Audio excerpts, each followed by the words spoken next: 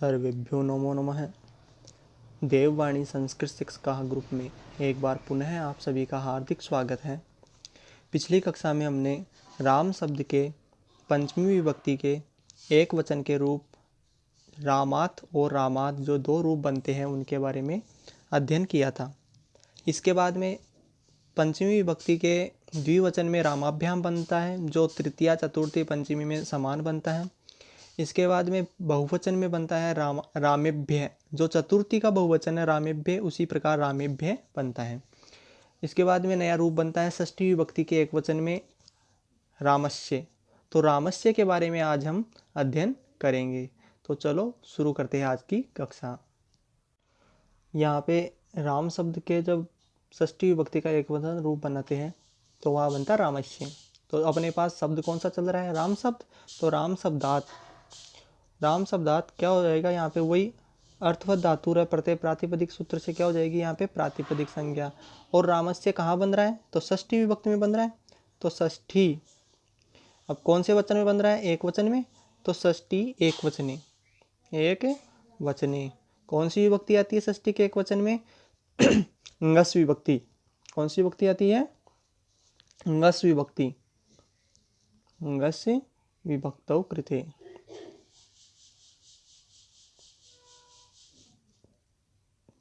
ngस विभक्ति होगी। शब्द कौन सा है अपने पास? राम शब्द। तो राम प्लस स्थिति क्या बनेगी? राम प्लस कौन सा विभक्ति आई? ngस विभक्ति। तो राम प्लस ngस, राम प्लस ngस स्थिति हो जाएगी। तो इति जाते हैं इस स्थिति में। अब देखो राम शब्द है, अदंत शब्द है, अकारांत शब्द है। राम शब्द में अंतिम वर्ण क्या आ रहा है? आ रहा है। जो कौन सी विभक्ति आ रही है? ngस विभक्ति। तो कोई सूत्र याद आ रहा है? टांग सिंह सामिना तस्या। याद आया सूत्र? क्या कह रहा था कि अगर टा विभक्ति होगी तो वहाँ पे कौन सा आदेश हो जाएगा? इन आदेश हो जाएगा। अगर ngसी विभक्ति होगी तो वहाँ पे आत आदेश हो जाएगा। और अगर वहाँ पे ngस विभक्ति होगी तो ngस के स्थान पर कौन सा आदेश हो रहा था? श आदेश हो रहा था ना। तो इति सूत्रेण ngस स्थाने, ngस स्थाने, ngस के स्थान पर क्या कर देगा ये? ngस के स्थान पर कौन सा आदेश हो जाएगा? श आदेश। श आदेश कृते। तो ngस के स्थान पर श आदेश हो जाएगा यहाँ पे। तो स्थिति क्या बन जाएगी? राम प्लस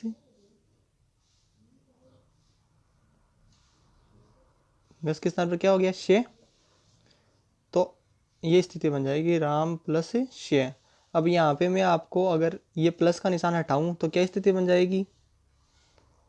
रामस्य। और अपने को क्या बनाना था? रामस्य। तो इसका मतलब ये रूप सिद्ध हो गया। तो इति रूपम सिद्धम। इस प्रकार से ये रूप सिद्ध होता है। तो एक बार पुनः आपको रिपीट करा देता हूँ मैं। रामस्य रूप सिद्धि बनानी है। राम शब्दात प्रातिपदिक संज्ञा, ठीक है।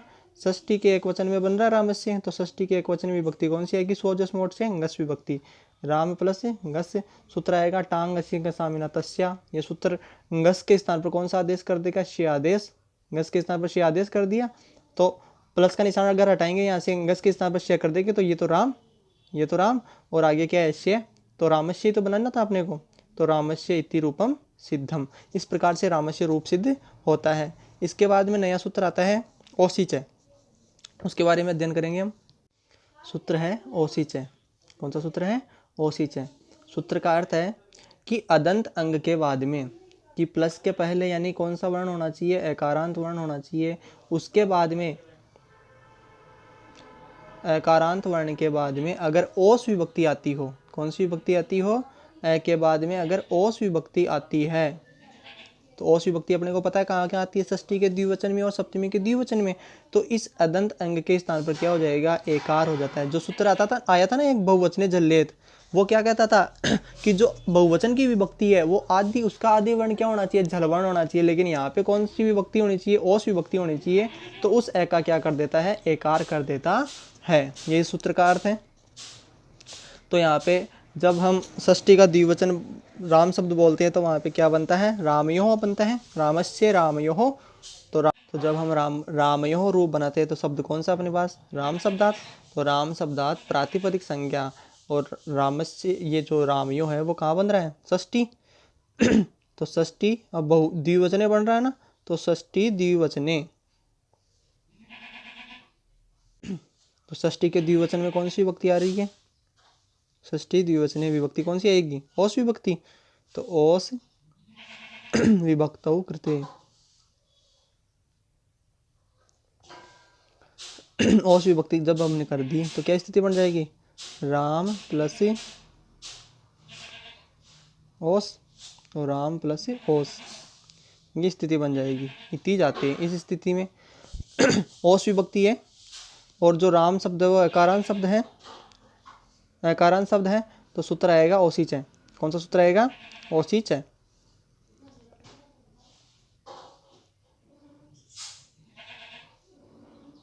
इति सूत्रेण। अब देखो राम शब्द अकारांत शब्द है, उसके बाद ओस विभक्ति आ रही तो अकारांत वर्ण होगा, तो उसके स्थान पर क्या कर देता है? ए कर देता है। ए के स्थान पर ए तो करेगा। तो मैं स्थित, जो मैं स्थित अकार है उसके स्थान पर क्या कर देगा? एकार कर देगा। तो मैं के स्थान पर जो ए है, मैं का जो ए है उसका ए कर देंगे, तो क्या बन जाएगा? राम का मैं ए है तो राम मैं बन रहा है, तो अब ए कर देंगे उसका, तो क्या बन जाएगा? जब ओसिच सूत्र से मैं स्थित ए के स्थान पर एकार हो जाएगा तो मैं का जो मैं है वो मैं बन जाएगा, तो स्थिति बन जाएगी रामे प्लस ओस। अब देखो यहाँ पे क्या स्थिति बनती है? रामे है, अंतिम वर्ण क्या आ रहा है? ए आ रहा है। ए के बाद में पहला वर्ण क्या आ रहा है? ओ आ रहा है। क्या आ रहा है? ओ। तो कोई सूत्र ये आ रहा है, एच के बाद में अगर एच होता है, याद आया सूत्र? अगर प्लस के पहले एच हो और उसके बाद में एच हो तो ए एच में आता है, ओ एच में आता है। तो अगर एच के बाद में एच आ रहा है तो एक सूत्र आता है एच ओ आई वाई आवे। याद आया सूत्र? सूत्र है एच ओ आई वाई आवे। वो सूत्र एच ओ के स्थान पर क्रमशः अय अव आय आव आदेश करता है। तो एच ओ में अपने पास क्या आ रहा है? एच में ए आ रहा है, तो ए के स्थान पर वो सूत्र क्या करेगा? अय आदेश करता है। तो यहाँ सूत्र आएगा एच ओ अय वा याव है। सूत्र आएगा एच ओ अय वा याव है। एच ओ अय वा याव सूत्र क्या करेगा? तो इति सूत्रेण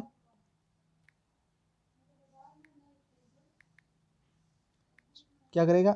मैं स्थित जो ए है तो ए स्थानीय, ए स्थानीय क्या आदेश करेगा? अय आदेश करेगा। कौन सा आदेश करेगा? अय। ए स्थान पर कौन सा आदेश कर देगा? अय आदेश कृते। अय आदेश या आदेश कृते। तो एक के स्थान पर देखो अय आदेश करेगा, सॉरी, अय आदेश कृते। ठीक है। अय आदेश कर दिया, अय आदेश कर दिया। अब देखो अय आदेश किसके स्थान पर हुआ? एक के स्थान पर। तो स्थिति क्या थी यहाँ पे? राम मैं, तो एक के स्थान पर तो अय आदेश हो गया, तो मैं हलंत हो गया यहाँ से। और एक के स्थान पर कौन सा आदेश हुआ? अय आदेश प्लस आगे क्या है? ओस। इति जाते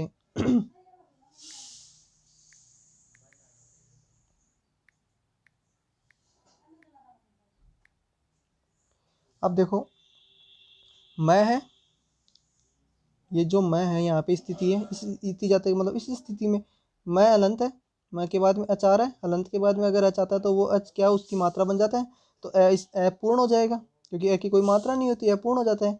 तो ये मैं पूर्ण हो जाएगा। इसके बाद में यह हलंत है, इसके बाद में ओ अच आ रहा है, तो ये हलंत के बाद में अगर कोई अच वर्ण आता है तो वो उसकी मात्रा बन जाता है, तो ये की क्या बन जाएगा? ओ मात्रा बन जाएगा, तो यहाँ पे यो बन जाएगा।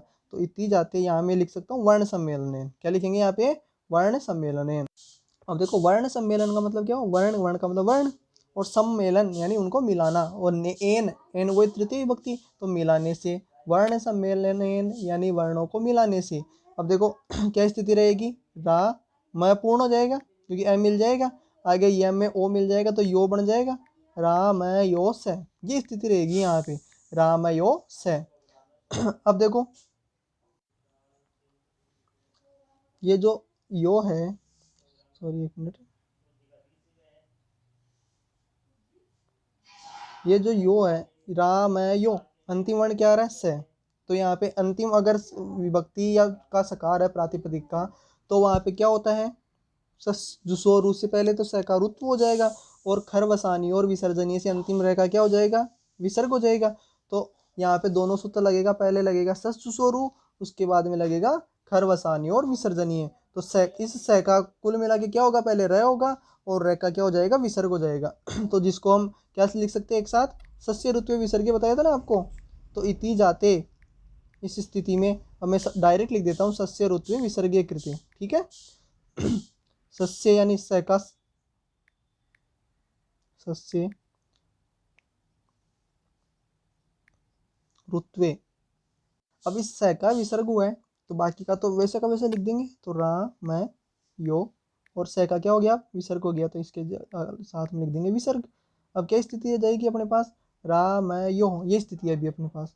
अपने को रूप क्या बनाना, सॉरी एक मिनट, अपने को क्या रूप बनाना था, रामयो, और अपने पास स्थिति क्या है, रामयो, ये रामयो स्थिति है और अपने को रूप भी बनाना था रामयो। इसका मतलब ये रूप सिद्ध हो जाता है।